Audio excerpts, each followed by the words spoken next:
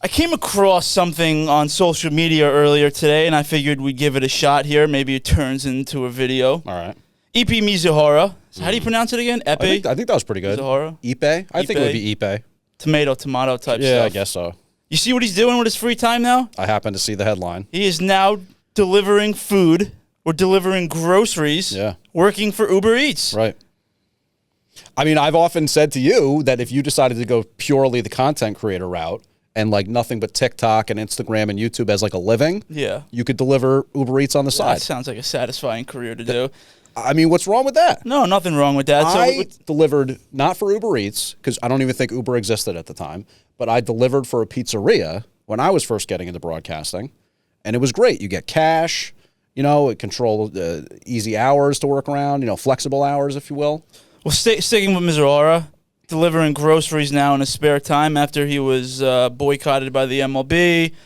We don't need to get into that stuff. It's worse than that. He also pled guilty to bank fraud. Well, he pled guilty. So why? So he's obviously waiting for his trial right now? No, the trial's done. I mean, he's waiting sentencing. He's waiting. So he's going to go to prison, right? Yeah. And now he's just waiting. And so, like, he's just trying to keep busy? I guess he's trying to make some money. I mean, you know, he's going to be in the clink for however many years. He's got to get some earnings while he can. I got to say, he seems like a pretty cool dude. Gambling a lot. He was ripping a cig in one of the pictures. Seems like kind of a bro.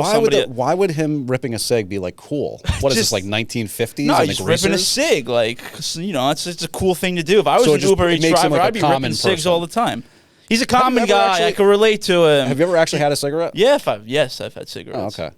Well, because I think of you as like more the age of somebody who would, and I know on our videos before we zinned. Yes. You're into the zin. Do you still zin? Here and there. Yeah. I see zin tins down by our end of the You want to throw one in now? No. You're off the zin. I'm off the zin. But, yeah, I mean, look, I figure he's got to make some cash, put it in his commissary account, right? He wants to be able to buy some things in the commissary when he's in prison, and maybe he's going to put it in like an S&P 500 index fund and see how well it does when he comes out. You know, let the market work for him while he's behind bars. So you a guy that you'd want to hang out with? Gambles, probably drinks. I mean, the stories that guy must have at this point, giving like how close he was to high-level gambling like that and a member of the... You think he's still gambling? It's a good question. I mean, if he's addicted to it, he probably can't stop himself, right? And I don't know. I wonder if he has, like, access to that kind of thing. You know, sometimes when you're, like, under house arrest or anything like that, you're not allowed to have your electronics. So maybe he's got a bookie that he calls up and places the bet for him. Mm-hmm. Not really much to say about Ohtani at this point. Did you see him face Skeens last night at all? Did you see him get absolutely dominated? He also hit a home run his next at-bat. Off him? Yeah. Oh. So that's too bad. I was enjoying watching Skeens just pumping 100 in on the you inner like half Skeens? of the You like the cut of his jib? I like the Pirates. I consider myself a Pirates fan. Pirates, yeah. Yeah, I like teams that don't enjoy perennial success. Okay. You know? Kind of fits your mold, too. As a guy that seemingly, I always say you're like one of those guys seemingly content with mediocrity. Well, also the first game I ever went to was a Mets-Pirates game at Shea Stadium in 1990. So I have fond memories of, you know, Bobby Bonilla, Andy Van Slyke, Barry Bonds on the Pirates. Uh-huh. You know? All right, anything else on Epe? He's just ripping cigs and kind of being a bro now. It's kind of like... I kind of like it. I think this is a good niche for him. Yeah, you know what I like about him is that he's like a guy who's like, all right, whatever, I'm going to prison. I got to make some money, you know. What would you do if you were going to prison? If you were, you know, sentenced for prison and I guess... I don't know. What would you be doing? I guess you got to do something to take your mind off it.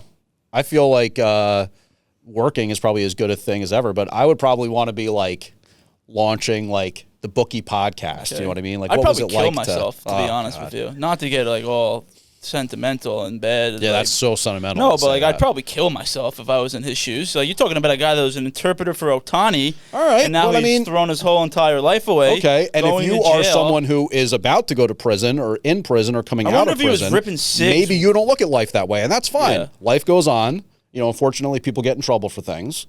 They do the time, and then they come out and, you know, they pay their debt to society. I doubt he's ever going to work as an interpreter in baseball ever again.